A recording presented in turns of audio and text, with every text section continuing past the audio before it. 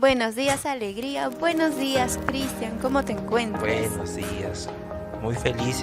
También no se olviden de seguirnos la transmisión por la página de Entre Hermanos y compartido en la página de Radio Santa Catalina y Pastoral de la Diócesis de Tacna y Moquegua. Así damos inicio a este programa presentándoles la primera canción. Sí, se llama Alma Misionera de Banda Huellas. Huellas.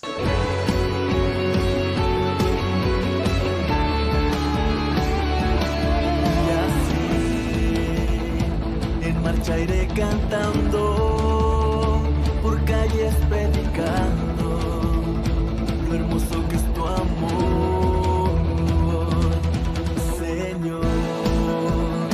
Tengo alma misionera, condúceme a la tierra que tenga sed de ti.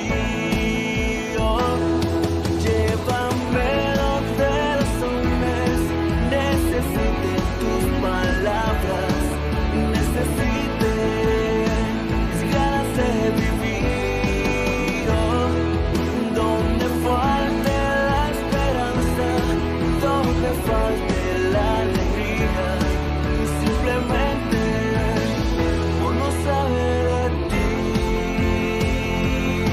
Oh,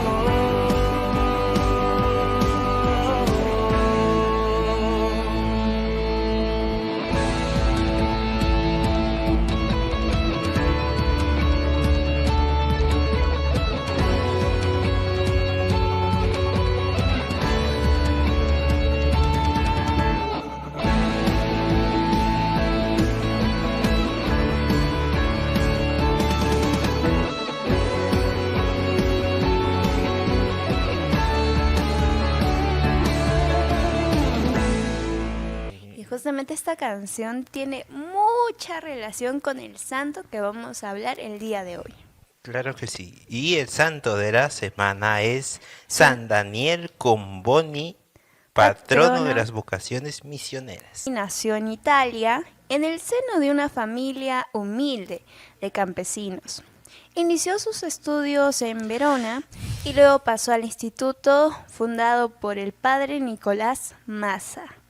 Allí estudió filosofía y teología y fue allí también donde empezó a interesarse por las misiones en el África Central. Años después de ser ordenado sacerdote y lleno del espíritu misionero que Dios suscitó en él, partió rumbo al África. Allí encontró una realidad caracterizada por la pobreza material y la miseria espiritual, con gentes que no conocían a Dios y que al mismo tiempo carecían de las condiciones básicas para vivir dignamente. Como respuesta a tan grande necesidad, Daniel empezó a pedir recursos para la misión africana, primero viajando por distintos lugares de Europa y luego incluso pidiendo ayuda entre los obispos asistentes al Concilio Vaticano I, evento en el que participó. Daniel Comboni fue el fundador de dos institutos misioneros, uno de varones y otro de mujeres, los Hijos del Sagrado Corazón de Jesús y las Hermanas Misioneras Pías Madres de África, misioneros combonianos y las Hermanas Combonianas, respectivamente. Posteriormente sería nombrado vicario apostólico de África Central y consagrado a obispo. Monseñor Comboni, al lado de sus hermanos espirituales, pasó innumerables peripecias y dificultades. La muerte de varios de sus misioneros, la enfermedad, las crueles sequías, el hambre y el asedio de esclavistas modernos. Por último, sus enemigos lanzaron sobre él todo tipo de falsas acusaciones, las que el obispo enfrentó con paciencia y caridad. Con todo, Monseñor Comboni se mantuvo firme, fiel a la cruz de Cristo y su iglesia. Mientras la salud lo acompañó, trabajó en pos de la consolidación de la actividad misionera en el África Central, Partió a la casa del padre el 10 de octubre de 1881. Actualmente los combonianos trabajan en diversas obras misioneras alrededor del mundo y su presencia en África se mantiene incluso en zonas de conflicto o donde los cristianos sufren persecución. Por otro lado, los combonianos han calado en el alma y la cultura popular católica de varias generaciones a través de sus ágiles publicaciones. Aguiluchos y Misión Sin Fronteras, revistas con las que dan a conocer la labor misionera en el mundo de hoy. Wow. Bueno, primera vez que escucho de los combonianos, pero María ya había escuchado de los combonianos, a ver. Así es. Como ustedes saben, nuestro querido hermano Luis Ángel se encuentra por una zona que está en la selva. Ya. Y justamente ahí hay presencia de los combonianos. Y siempre nos ha compartido algunos datos sobre ellos, nos ha hablado. Pero realmente es la primera vez que conozco la historia de San Daniel Comboni. Y sabemos a través de Luis Ángel que por allá hacen bastante misión. Ayudan a las personas más necesitadas. Hacen esta gran labor social que es muy bonita. Porque finalmente estamos aquí para servir. Claro, igual como la canción que nos había antecedido, Alma Misionera. Sí. Y pues igual nosotros creo que también estamos llamados a vivir esa misión, ¿no? Esa misión. A ser misionero que Dios, bueno, suscitó en nosotros. Pero, bueno, tal vez no nos podemos ir al África. Claro. Tal vez no nos podemos ir a la selva. Pero sí podemos comenzar por casa. ¿Tú qué piensas? La misión más importante está en casa. Claro que sí. Porque muchas veces son las personas más cercanas quienes necesitan conocer de Dios, quienes necesitan nuestro apoyo, y es ahí donde debemos empezar. Sí. Bueno, vamos a presentar la siguiente canción, que es La Fila de Hakuna. La fila más importante de mi vida. Unos minutos me separan del momento de encontrarme con mi amante cara a cara, con Dios carne. No soy digna de que entres en mi casa, pero una palabra tuya bastará para sanarme. Cada segundo se hace una eternidad. Si es para tenerte no importa esperar. Y es este hormigueo que no cesa hasta que te veo. Cada paso hacia adelante es un paso hacia el cielo. Y ligeramente elevado y con un amén contestado por fin frente a un pan que se ha hecho humano.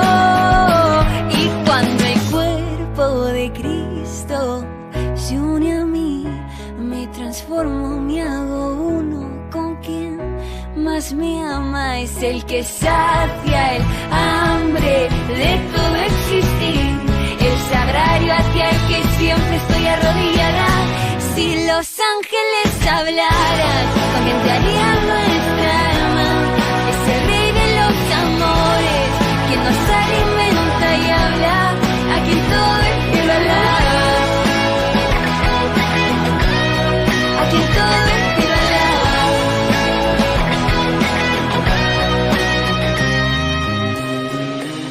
Aprieto mis costados para que sientas mis abrazos. Que Dios no está en el pan, que Dios es este pan, que yo misma lo he tocado con mis labios. Busca un hueco en mi corazón, limpia todo lo que hay en mi interior. Que esta boca que tú tocas solo sepa hablar el lenguaje del amor. Y ligeramente elevado y con un amén contestado por fin frente a un pan que se ha hecho humano. Y cuando el cuerpo de Cristo se une a mí, me transformo, me hago uno con quien más me ama. Es el que sacia el hambre siempre estoy arrodillada. Si los ángeles hablaran, lo que te haría nuestra alma. Es el rey de los amores, que nos alimenta y habla, a quien todo el cielo alaba. A quien todo el cielo alaba. Datos curiosos sobre nuestra fe. Ta, ta, ta, tan. ¿Por qué traducimos liturgia como culto divino? El culto o servicio divino es ante todo el servicio que Dios nos hace a nosotros. Y solo en segundo lugar, nuestro servicio a Dios. Dios se nos da bajo signos sagrados para que nosotros hagamos lo mismo. Entregarnos sin reserva a Él. Jesús está ahí. En la palabra y el sacramento, Dios está presente. Esto es lo primero y lo más importante en toda celebración litúrgica es la Eucaristía. Cristo se nos da para que nos demos a Él y de este modo participamos en el sacrificio salvador y transformador de Cristo. Nuestra pequeña vida es elevada al reino de Dios y Dios puede vivir su vida en nuestra vida. Vamos con el siguiente dato curioso. ¿Por qué en las celebraciones litúrgicas hay tantos signos y símbolos? Dios sabe que los hombres no solo somos seres espirituales, sino también corporales. Necesitamos signos y símbolos para reconocer y designar las realidades espirituales o interiores. Jesús nos da signos humanos bajo los cuales Él vive y actúa entre nosotros. Pan y vino, el agua del bautismo, la unción en el Espíritu Santo. Nuestra respuesta a los signos sagrados de Dios instituidos por Cristo consiste en muestras de reverencia, doblar la rodilla, ponerse en pie para escuchar el Evangelio, inclinarse, juntar las manos y, como hacemos para una boda, adorarnos en lugar de la presencia divina con lo más hermoso que tenemos, con flores, velas y música. No obstante, los signos necesitan en ocasiones palabras que los interpreten. Así que ahí está el porqué de tantos signos y símbolos. Cada cosita va significando algo y va permitiendo que nosotros interioricemos esas señales. Sí, y también sobre todo si, bueno, las personas que no puedan doblar su rodilla, bueno, ya. Claro. Pero los que sí podemos, acordémonos que estamos adorando a Jesús sacramentado, no al Padrecito o a cualquier otra persona, sino que Jesús sacramentado merece ese respeto de nosotros, ¿no? Celebrar la liturgia supone encontrarse con Dios, dejar que Él actúe, escucharle, responderle. Estos diálogos se expresan siempre en gestos y palabras. Jesús habló a los hombres mediante signos y palabras. Así sucede también en la iglesia, cuando el sacerdote presenta los dones y dice, esto es mi cuerpo, esta es mi sangre, solo esta palabra interpretativa de Jesús hace que los signos se conviertan en sacramentos, signos que realizan lo que significa. Y acá estamos hablando acerca de la transustanciación, ¿no?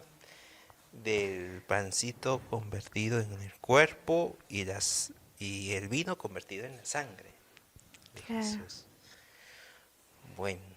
Y es importante, ¿no? Que no solo estamos viviendo este gesto, sino que también se repiten ciertas palabras en ese momento. Claro, Entonces, la conmemoración. la conmemoración.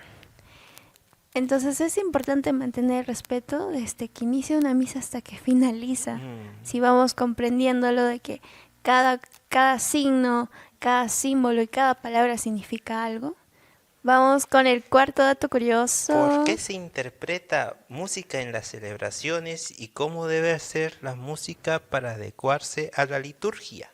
Oh. Acá Don- chancamos, ruedan cabezas acá. Donde las palabras no son suficientes para alabar a Dios, la música acude en nuestra ayuda. Cuando nos dirigimos a Dios, siempre hay algo inefable y algo que no expresamos. Ahí puede ayudarnos la música. En el júbilo, el lenguaje se convierte en canto. Por eso los ángeles cantan la música en las celebraciones litúrgicas. Debe hacer más hermosa e íntima la oración. Debe tocar con hondura el corazón de todos los presentes, elevar hacia Dios y preparar una fiesta de tonalidades para Dios. Qué importante es el coro, Sí. que nos permite conectar, ¿no?, con esa experiencia, como dice aquí, o sea, nos permite tener una conexión más hermosa e íntima con la oración. Y justo también la música ha ido evolucionando también, ¿no? Porque Sí. en las misas tridentinas hace años, eran cantadas en latín y en modo gregoriano, ¿no? Uno cualquiera se dormiría y ya, pero ahora ya, pues sí son bonitas. Acá dice que es bonita, dice bonita, confirma, por favor, dice que sí es bonita. Y pues ahora también la música también ya se vaya adecuando de acuerdo a la celebración, ¿no? Y también no es cantar por cantar, sino que la letra tiene un porqué. Quinto dato curioso. ¿Cómo marca la liturgia el tiempo? En la celebración litúrgica, el tiempo se convierte en tiempo para Dios. En la liturgia, cada segundo está lleno de sentido. Cuando celebramos el culto, experimentamos que Dios ha santificado el tiempo y que ha hecho de cada segundo un acceso a la eternidad. ¡Wow! O sea, cada segundo. No te dice cada minuto, cada 5 minutos. Es cada segundo. Sí, y sobre todo ahora hay personas que dicen, no, la misa es 1 hora, es muy larga, pero en las misas, no, en las misas antes del concilio, las misas duraban como 4 horas. ¡Wow! Ahí ya, peor, ya se quedarían dormidos, ¿no? Pero vemos, ¿no?, de que también en la liturgia, como dice también, cada segundo es para Dios, ¿no? No es una pérdida de tiempo, ¿no? ¿Pues tú qué dices? Definitivamente. No es una pérdida de tiempo. Y esto también nos permite concientizar, ¿no?, de que hay que poner toda nuestra atención en lo que estamos viviendo en ese momento. Claro. Que no hay que desaprovechar ningún segundo, porque muchas veces estamos en misa y podemos distraernos, quizás, o podemos estar pensando en otra cosa, y ahí estamos desperdiciando esos segundos. Así que, por lo menos para mí, este dato curioso me está permitiendo eso, concientizar. Claro. Y sobre todo también, está escuchando también, de que una misa bien escuchada dice que nos ayuda a sacar almas del purgatorio. Oh, Por eso, así que tenemos que escuchar muy detenidamente qué es lo que dice el Padre. dato curioso adicional, Adicional. el plus. El plus. Muy bien. Sexto dato curioso. ¿Por qué se repite la liturgia cada año? Al igual que celebramos anualmente un cumpleaños o aniversario, así también la liturgia celebra en el año los principales acontecimientos cristianos de la salvación. No obstante, con una diferencia decisiva. Todo el tiempo es tiempo de Dios. Los recuerdos del mensaje y de la vida de Jesús son al mismo tiempo encuentros con el Dios vivo. El acompañamiento creyente del año litúrgico nos convierte verdaderamente en contemporáneos de Jesús. No porque nosotros nos imaginemos estar o podamos vivir exactamente en su tiempo y en su vida, sino porque Él, si le hacemos espacio de este modo, entra en mi tiempo y en mi vida, con su presencia que sana y perdona, con la potencia de su resurrección. El siguiente dato curioso es, ¿qué es el año litúrgico? Muy buena pregunta. El año litúrgico es la superposición del transcurso normal del año con los misterios de la vida de Cristo, desde la encarnación hasta su retorno en gloria. El año litúrgico comienza con el Adviento, el tiempo de la espera del Señor.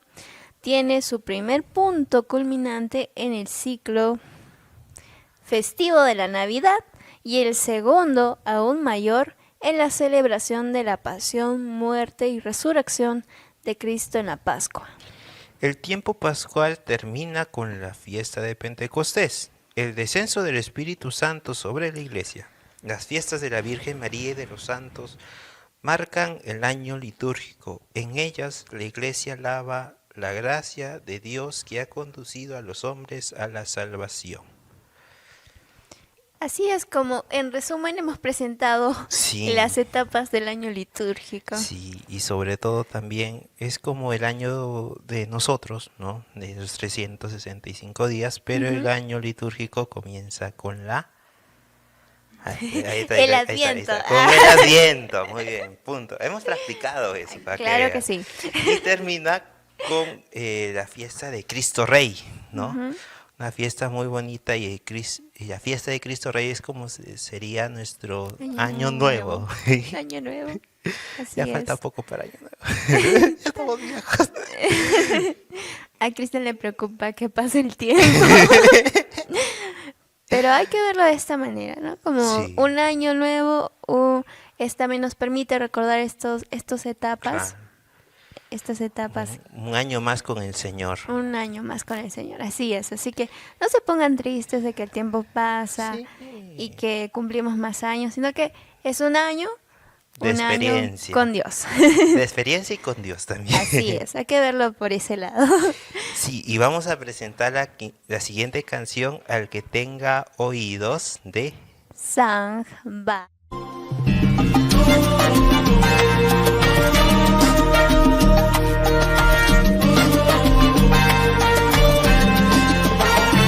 ¿Quién es la voz de los no nacidos?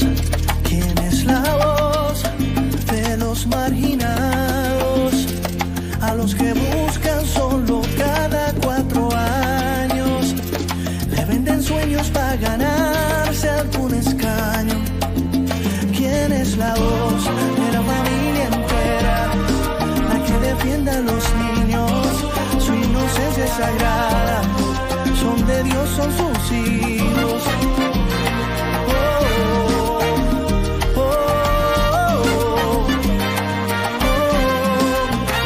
La mentira es verdad, pues la verdad no es noticia. ¿Dónde está la dama que llaman la justicia? Grito a las gradas que están llenas de espectadores. Aquí en la cancha lo que faltan son jugadores. ¿Quién es la voz si los buenos siguen callados? Lo malo hace más ruido. Son dueños de la bocina y mi pueblo santo dormido.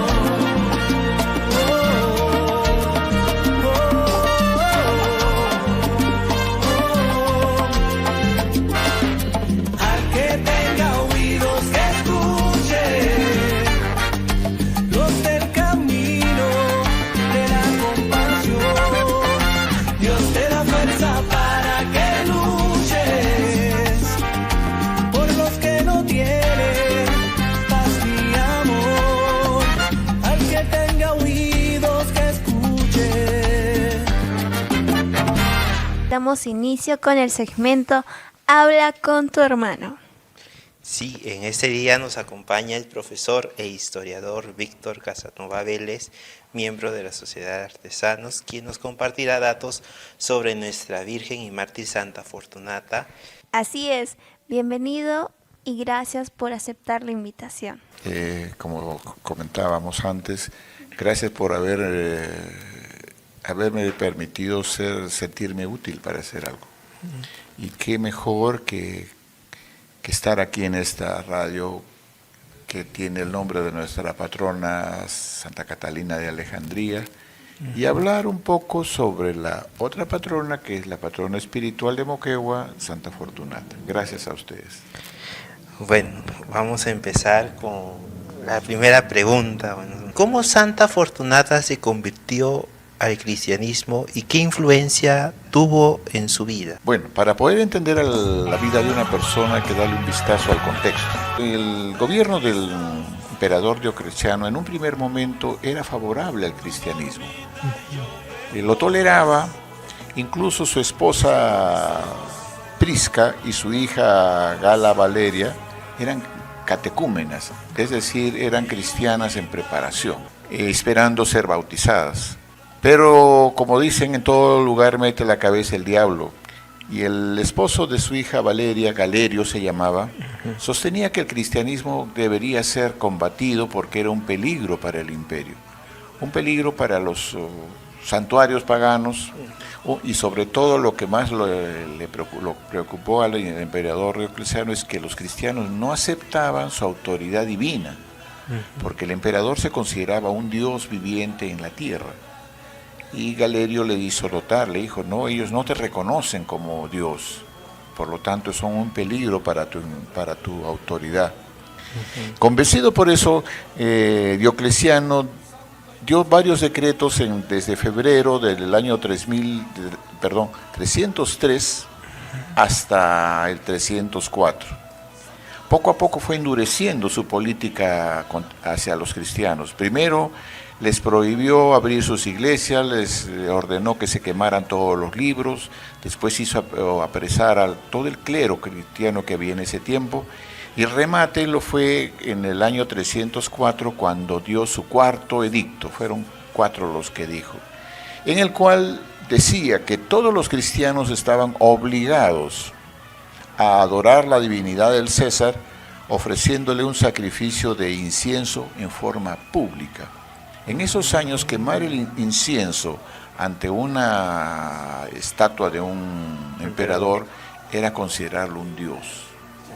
Y los cristianos, lógicamente, se negaron rotundamente. Y el castigo era que aquellos que no aceptaran esa orden, pues simplemente eran apresados, martirizados y después muertos, por ser una amenaza para el imperio. Esa época se le conoce con el nombre la era de los mártires, porque muchos calculan que en esos años de esa 10ª persecución que sufrieron los cristianos, murieron hacia 50.000 personas. Es decir, comparativamente es casi la mitad de la población de la ciudad de Moquegua actualmente. Entonces no fue una persona. Y entre ellos estuvo Santa Fortunata. Bajo este contexto, ¿cómo es ella, o sea, a partir de su vida, cómo ella se convierte al cristianismo? Bueno, no tenemos exactamente lo que se llama un documento que su nombre es Pasión de Santa Fortunata, pero se pueden sacar datos de ella viendo ciertos detalles que sucedieron. Por ejemplo, el hecho que ella nacido en Cesarea de Palestina indica que ella era hija de un funcionario romano, porque en Cesarea de Palestina solamente vivían funcionarios del Imperio Romano.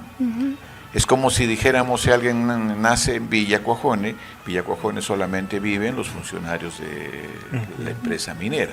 Claro. Entonces, al nacer ella en Cesarea de Palestina, se sobreentiende que en el interior de su familia se convirtió al cristianismo tanto ella como sus hermanos. Ahora, se sabe que ella era ciudadana romana porque la forma como murió, que fue degollada, Sí. Era una forma de morir únicamente para los que eran ciudadanos de Roma. ¿Por qué razón? Porque el ciudadano de Roma tenía el derecho de morir rápidamente. Entonces por eso se sabe que ella era ciudadana romana, convertida al cristianismo o en Roma o en Cesarea de Palestina, al interior de su familia. Debe ser que la familia fue catequizada por algún sacerdote cristiano, y ahí ella conoció las bases del cristianismo y las adoptó, pero con una fe única. Ahora, ¿cuántos años tenía ella a la hora que fue apresada martirizada y luego degollada.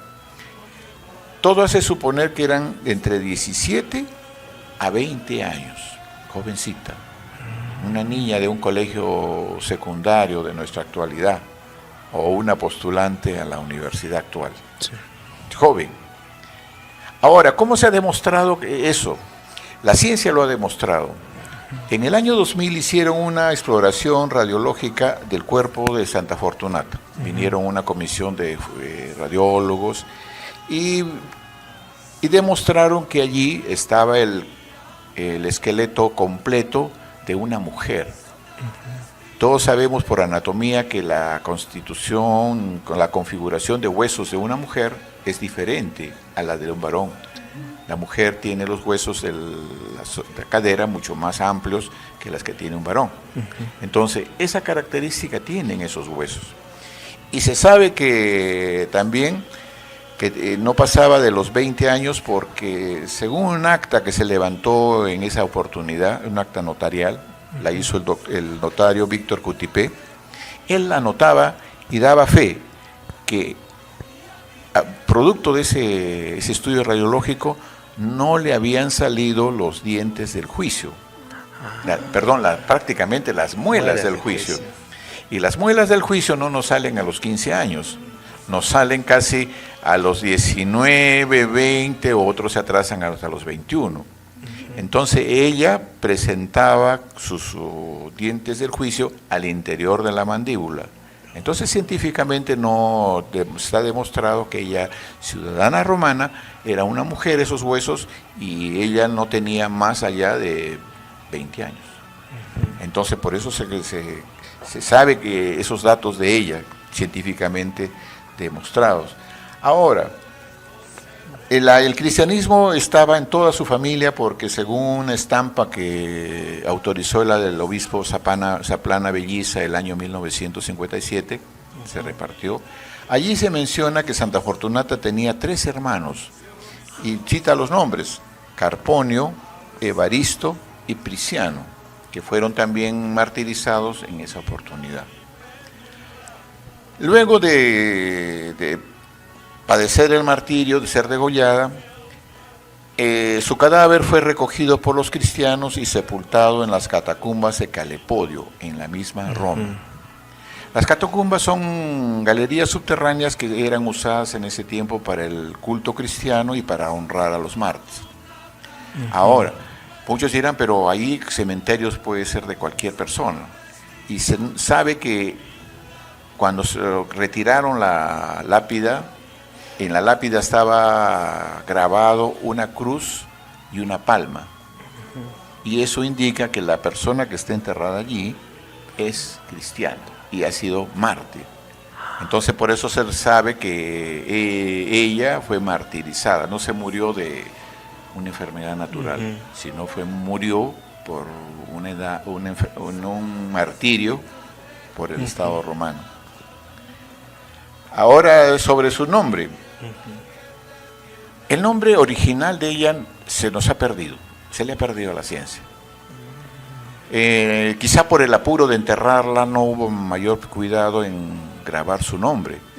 Entonces que solamente colocaron una palma y una cruz indicando su martirio. Claro. Pero cuando la exhumaron a años, siglos después, en las letras testimoniales, que son como un acta que se redacta cuando se hace ese acto de exhumación, allí dice que es una santa mártir cristiana Fortunate, que en latín, Fortunate, que en español significa fortunata, y eso significa afortunada.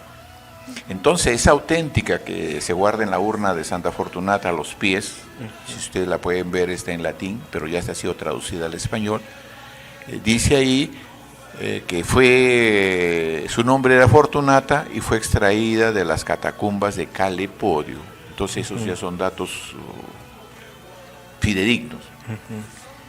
Y si Fortunata no era su nombre de pila, como se puede decir, sino que le pusieron ese nombre como una alegoría. Consideraban que ella había sido afortunada de morir por defender la religión cristiana, defender lo que Cristo enseñó. Entonces eso, ahí podemos tener algunos datos primeros sobre la parte del martirio de Santa Fortunata. Claro. Ese documento que está guardado en la urna y que se le dice, unos le dicen auténtica, Ajá. y otros le dicen letras testimoniales, Ya. están los nombres, la catacumba, cuándo fue extraída y por orden de quién. Ajá. Eso nos permite diferenciarla totalmente de Santa Fortunata de Baucina en Palermo, Italia. Santa Fortunata de Baucina tiene otra auténtica, otras letras testimoniales, y ella fue extraída de las catacumbas de Santa Siriaca. El año 1791, es decir, 2 años antes que exhumaran el cuerpo de Santa Fortunata que nosotros veneramos en Moquegua. Entonces por ese lado ya no podemos confundirnos, Sí. y por esa razón es que esa auténtica tenemos que cuidarla muchísimo, Sí. porque para nosotros es casi la partida de bautizo de Santa Fortunata de Moquegua. No la podemos confundir. ¿Y cómo llega a Moquegua? Perfecto. En Moquegua existía en el antiguo colegio de Santa Fortunata, donde estudiaron varias generaciones de damitas. Antes de ellas estaba el Colegio La Libertad, y antes del Colegio La Libertad estaba ahí el Colegio de Propaganda Fide, Colegio de Propagación de la Fe, es decir, un colegio misionero. Esa era su función. Este colegio tenía categoría de hospicio, no era colegio de propaganda Fide. Entonces lo enviaron a Fray Tadeo Campo para que fuera a España a pedir que se eleve de categoría al hospicio a la categoría de colegio de propaganda Fide. Entonces él, para tener más prestigio, para aumentar sus posibilidades que le aprueben esa petición, viaja a Roma y allí pide al guardián de las reliquias de santos, Santiago Severini, un cardenal de Roma, le pide que le donen el cuerpo de un mártir. Él no sabía cuál iban a dar. Y da del designio divino de que de tantas reliquias de allí, escogieron las reliquias que nosotros tenemos en Moquegua. Las reliquias, como dije, fueron extraídas en 1793, y todo indica que las extrajeron a petición de Fray Tadeo Campo. Él logró que le donen ese cuerpo, de ahí lo trasladó a España, lo tuvo guardado 2 años en Valencia, desde 1794 hasta 1796. Cuando ya le dieron la resolución por el cual se autorizaba que el Colegio de Moquegua tenga la categoría de Colegio de Propaganda Fide, él recoge las reliquias de Valencia, las lleva a Cádiz, y en 1796 se prepara para viajar a Moquegua, en el puerto de Cádiz. Pero Fray Tadeo Campo no era ninguna persona improvisada, y antes de partir le pidió al arzobispo de Sevilla, que estaba cerca, que autentificara qué existía en ese cajón que él traía, porque dentro de un cajón estaba la urna. Y que si comprobaran si lo que decía la auténtica que le habían dado en Roma coincidía con lo que él estaba llevando. El arzobispo de Sevilla comprobó todo y firmó un documento autentificando que esos restos que partían de Cádiz hacia América eran los que habían salido de Roma. Entonces con esa autenticidad viajan de Roma hacia Moquegua.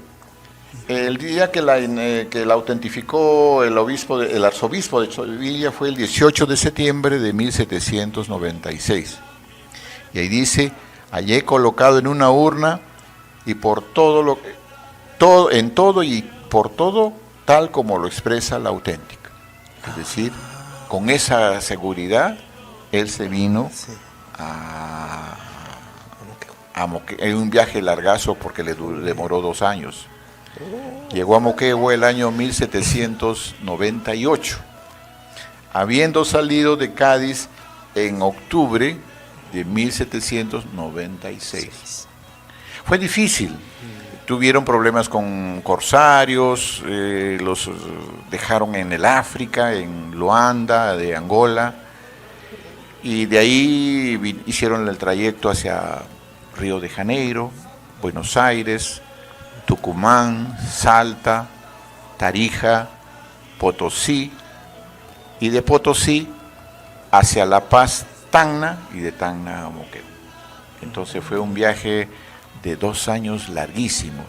Y como digo, hay que agradecerles a Fray Tadeo Campo, que en todos esos lugares donde había autoridad eclesiástica, les pedía que hagan la comprobación que la auténtica y las reliquias eran las mismas. No había sido violada la caja, la urna, estaba con los sellos del Vaticano y coincidía con todo.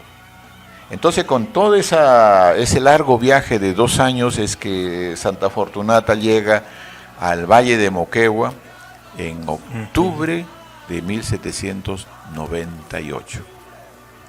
Que creo que entrar a los detalles del viaje son más que este espacio que tenemos, pero como digo, demoró 2 años muy difíciles. Uy. Y don Víctor, perdón María, hay historias, ¿no?, de que nos contaban nuestros abuelitos, ¿no?, de que, digamos, cuando llegó la urna a Moquegua se ponía pesada, porque decían, no, tal vez la podemos llevar a Hilo, tal vez la podemos llevar a Lima o a ciudades más grandes donde pueda ser más vista. Y cuenta la historia de nuestros abuelitos que cuando decía ya vamos a llevarla a Moquegua, ahí es donde un poco más la urna ya se aligeró y ya se pudo llevar a Moquegua. ¿Cómo fue esa situación o qué tan cierto es lo que nos decían nuestros abuelitos? Yo lo he escuchado de boca de mis mayores, de mi padre, de mi madre, de mis abuelos, igual que como estás mencionando. Entonces, para ir a un autor más exacto, recurrimos a don Luis Cuón en sus retazos de la historia de Moquegua. Y ahí él narra él llama una mística leyenda. Ahí dice que cuando, en primer lugar, Santa Fortunata fue traída a América para que impulse las misiones. Ese era el objetivo, porque era un colegio misionero. Entonces, si yo voy a un sitio y llevo las reliquias de una mártir traída de Roma, la misión iba a tener un éxito. Entonces, esa era la finalidad fundamental de Santa Fortunata. Llegaba primeramente a Moquegua, pero había muchas peticiones. En el trayecto muchos les decían, estamos emocionados de ver estas reliquias, nunca hemos tenido una mártir aquí. Y miren, Potosí o Río o Buenos Aires son ciudades mucho más importantes que la villa de Moquegua. Déjenla acá. Y cuando pensaban trasladarla al lugar que habían escogido para guardarla, dicen que la urna se tornaba pesada. No podían levantarla con facilidad. Pero cuando desistían de dejarla ahí y decían, bueno, seguiremos nuestro viaje hacia Moquegua, la urna nuevamente se convertía en peso ligero y avanzaba. Porque hay que tener en cuenta que para trasladar una urna guardada en un cajón, no se la puede traer a lomo de bestia, porque una mula no puede cargar un cajón de esas dimensiones y de esos anchos. Aparte que hay que llevarla con mucho cuidado, porque si no se malogra. Entonces venía a hombros. El total de la delegación de misioneros está entre 26 a 27 personas, todos franciscanos misioneros. Entonces ellos viajaban con la urna al hombro. Y cada cierto tiempo tenían que bajar a descansar y continuar. Entonces no ha sido un viaje fácil. Entonces, sí, igual cuando llegó a Moquegua, los franciscanos misioneros de aquí dijeron, llevémosla al Cusco. En el Cusco tenemos misiones, en el Valle del Urubamba. tenemos misiones, llevémoslas allí porque ahí vas a tener un impacto a los que queremos misionar, y sacándole Moquegua. Cuando intentaron hacer ese traslado al Cusco, no pudieron porque la urna se tornó pesada. Igual cuando intentaron llevar la Carabaya, Sandia, hacia Madre de Dios, no pudieron. Y finalmente dijeron no, Santa Fortunata se quede en Moquegua. Por eso don Luis Con dice, Santa Fortunata es una moqueguana por adopción. Sí. Ella quiso quedarse acá. Wow. Y tras esto, ¿qué impresiones tuvo sobre la cultura y la gente de Moquegua tras su llegada? Bueno, Santa Fortunata causó una gran impresión en Moquegua. La población de Moquegua, de pensar que una mártir cristiana venía desde Roma en ese tiempo era una villa, ahora es una ciudad, se emocionaron y dijeron qué honor para Moquegua tener las reliquias de una mártir. Se sintieron honrados porque ciudades vecinas no las tienen. Lima tiene, pero de los santos limeños. Sí. Santa Rosa, San Martín, San Juan Macías, etcétera. Pero una mártir traída desde Roma, en Perú, no la tiene nadie. Entonces eso les hizo sentir que estaban bendecidos por la divina providencia. Pero antes de que saliese al culto de la gente, llegó a Moquegua el 8 de octubre de 1798. Entró a Moquegua por el Portillo Viejo. El Portillo Viejo, para nosotros que somos más antiguos que ustedes en edad, es el corte de cerro que hay al final de la calle 28 de Julio, al inicio de la calle Ayacucho.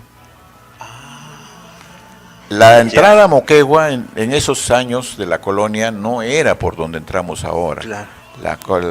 El camino venía por la llamada Quebrada de Lechuzas, al costado de Salud, y por ahí subía el camino de Herradura hasta ese portillo. Y por ahí es que ingresó el cajón con la urna dentro. Según indica el mismo vicario de Moquegua, Lorenzo Vizcarra, dice que una multitud enorme se congregó para recibirla. Don Luis Con agrega de que alfombraron con flores toda la calle de Moquegua desde el portillo hasta la matriz. Entonces se supone que toda la calle Moquegua actual estaba cubierta de flores. Y un detalle que hace notar don Luis Con es que las mujeres de Moquegua, las señoras de Moquegua, pidieron que el honor de entrar a su ciudad fuera de ellas. Entonces ya no entró en hombros de los misioneros franciscanos, sino ingresó a Moquegua en hombros de las mujeres de Moquegua. Ahora, no se imaginen que es una como las andas actuales, llenas de flores, no. Era un cajón sellado y adentro estaba la urna. Eso estaba a hombros de cuántas mujeres estuviesen ahí cargando. Pero antes de sacarla al culto de Moquegua, el párroco vicario Lorenzo Vizcarra la llevó a la matriz.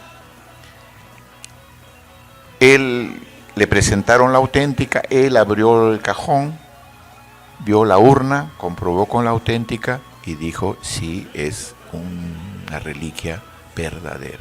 Y recién desde el 9 de octubre del 1798, es decir, al día siguiente, es que Moquegua ya le hizo los homenajes oficiales que autoriza la iglesia. Las misas, todas las ceremonias que se suele hacer. Y pues, bueno, pregunta. Perdón. Y pues, por ahí he escuchado de amigos, ¿no?, que, digamos, la urna de que ahorita está en la catedral, la tapa está en otro lugar, el manto con el que vino la mártir está en otro lugar. ¿Cómo fue eso? O sea, ¿cómo pasó de la urna con la que llegó a la urna que tenemos ahorita? Ya. No sé si alguna de las chicas presentes haya estudiado en el Colegio Santa Fortunata. Antes tenían en el salón auditorio, y antes lo tenían en la capilla, un cuadro de Santa Fortunata. Sí, un cuadro. Dice que exactamente. Confirma. Estuvo primero en la capilla y después lo pasaron al auditorio del colegio, y ya cuando hubo el terremoto lo sacaron de ahí y lo tienen arriba en Cerrillos. Ese cuadro era la tapa de la urna de Santa Fortunata. Es decir, la imagen que ustedes ven ahí en la pintura es la imagen de la santa que estaba dentro de la urna.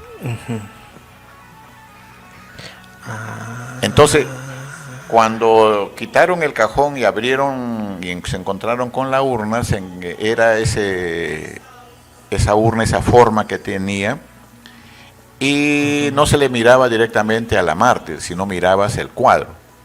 Pero el cuadro era copia fiel de lo que estaba dentro.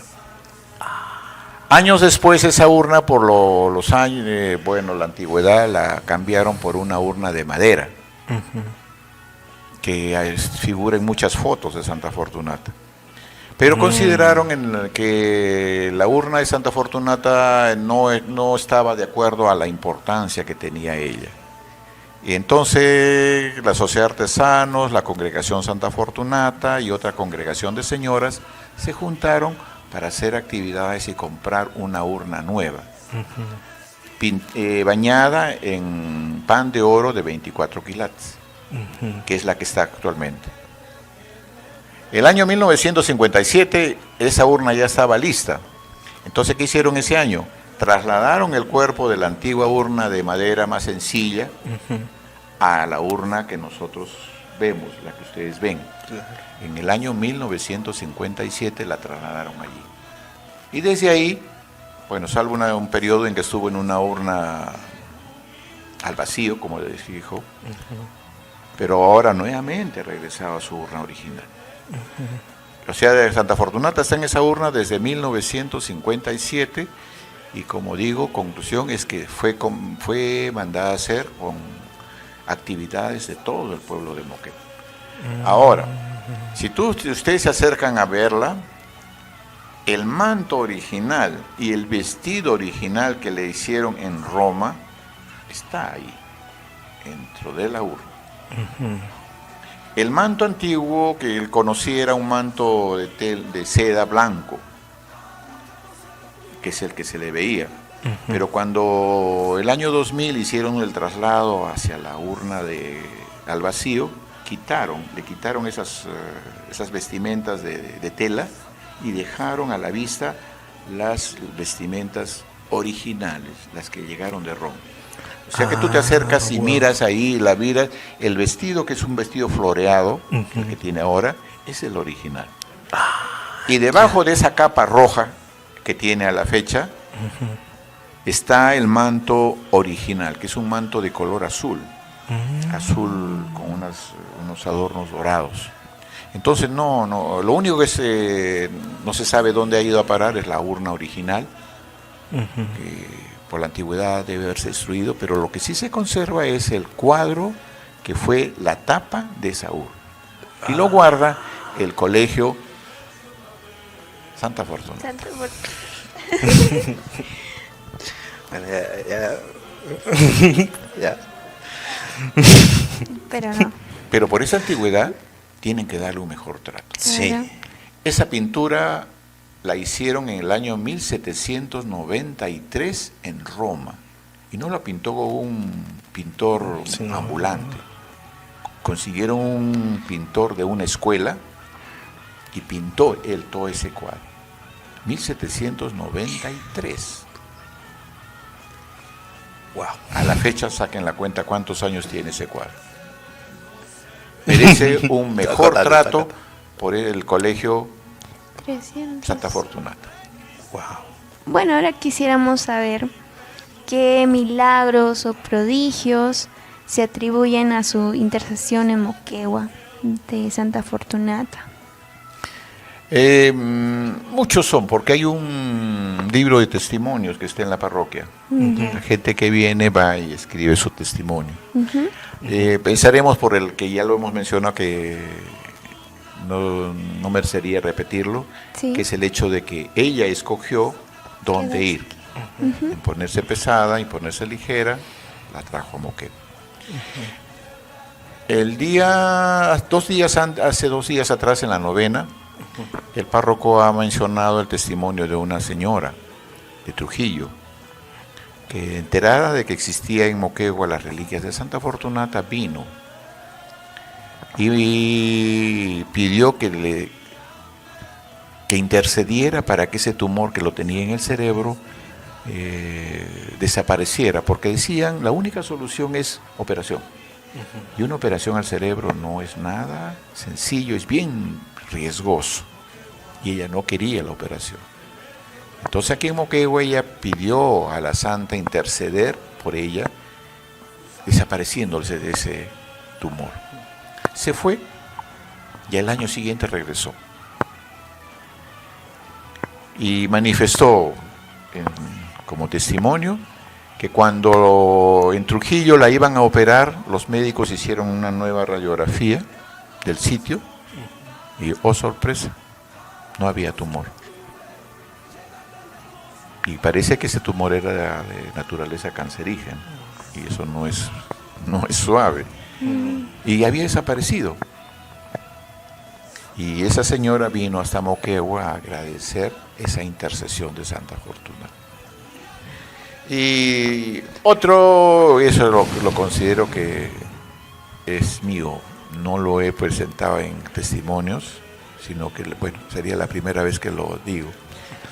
Plus. Una reunión de colegas del Simón Bolívar en Sameo.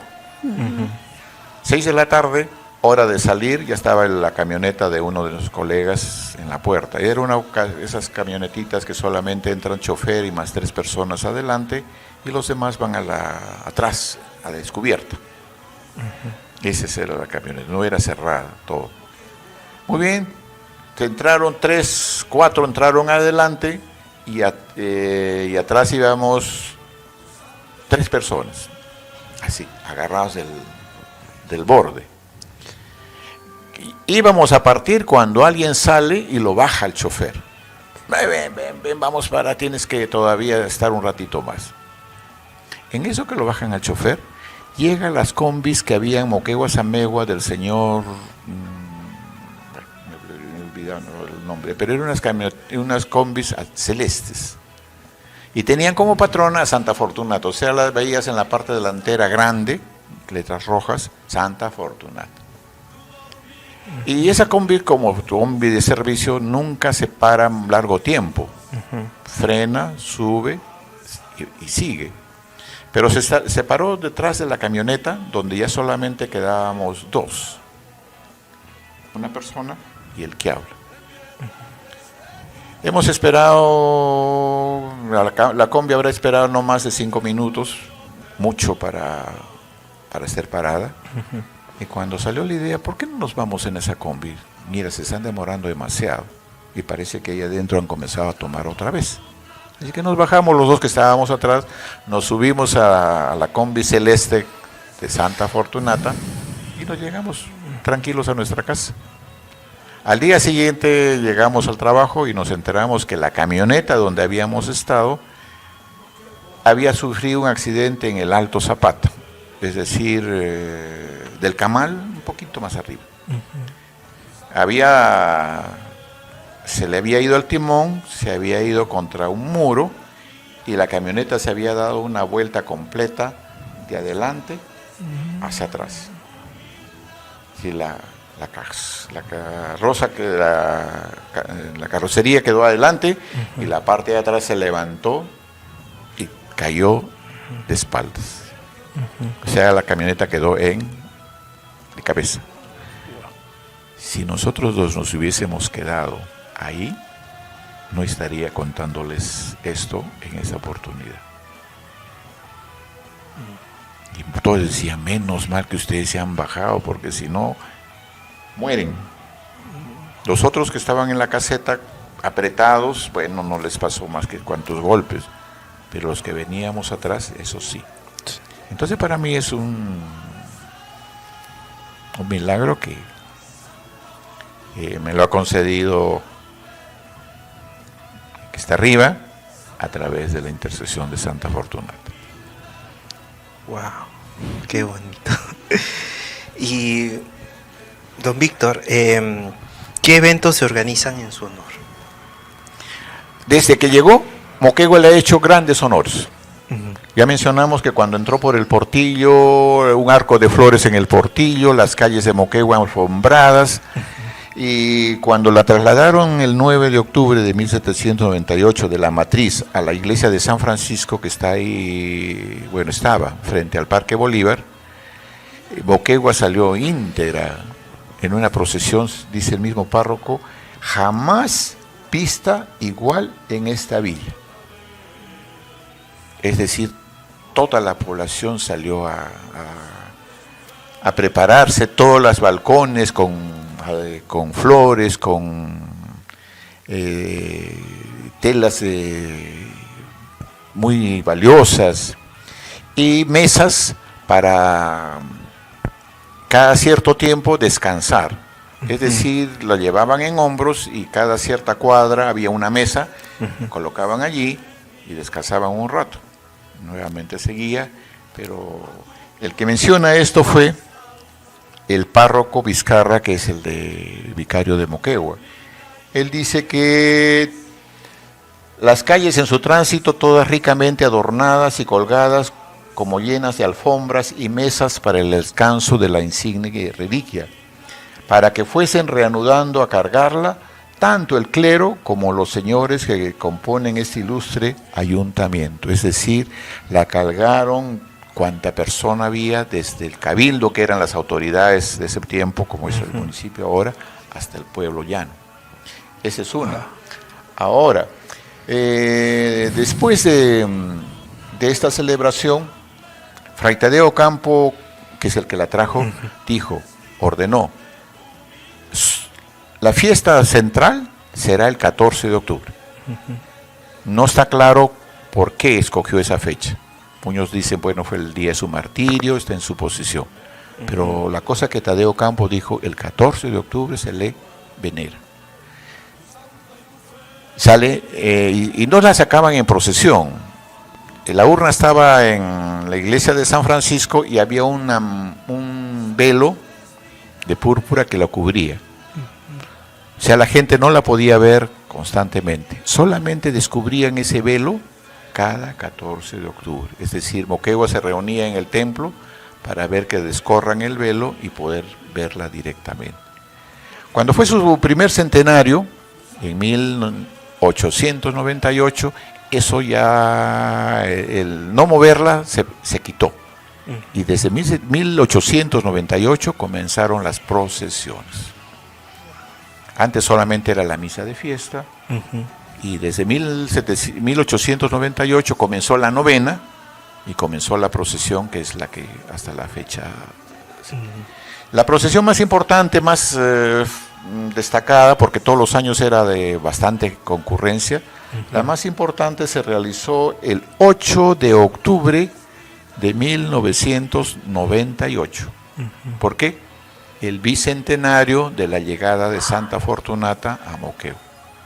Y en esa oportunidad Moquegua volvió a repetir lo que hicieron las señoras, el pueblo de Moquegua en 1798, 2 siglos antes. Colocaron alfombras de flores desde el Portillo, la calle Ayacucho, la calle Piura, la calle Moquegua, el contorno de la Plaza de Armas, es decir, por donde la procesión de ese año recorrió. Entonces hay fotos de esa ceremonia, de esa procesión, muy hermosa. Entonces para mí esa es la expresión más grande que había hecho Moquegua de homenaje a Santa Fortunata. Entonces, y aparte de eso, la Sociedad de Artesanos agregó las famosas vísperas, que se escuchó que las van a hacer el día 13. Hoy día se ha sumado la fraternidad, que hace sus vísperas hoy día 12, pero las que siempre se ha hecho desde 1877 las hace la Sociedad de Artesanos. Así es decir, a lo largo de los años se han sumado varias cosas, todas no han estado al mismo tiempo. Al principio era misa de fiesta, posteriormente agregaron la novena y agregaron la procesión. Y la Sociedad de Artesanos agregó las vísperas del día 13. Posteriormente la Fraternidad agregó las vísperas del día de hoy, 12 de octubre. Y todas esas celebraciones el Ministerio de Cultura las ha declarado Patrimonio Cultural de la Nación. La festividad. Por esa razón es que la festividad no podemos manosearla y hacernos como nos dé la gana. Claro. Sino que según esta declaración de patrimonio cultural tienen que hacerse en la misma forma, porque es un patrimonio que no es nuestro, es de generaciones de moquegüanos y moquegüanas desde el siglo XVIII.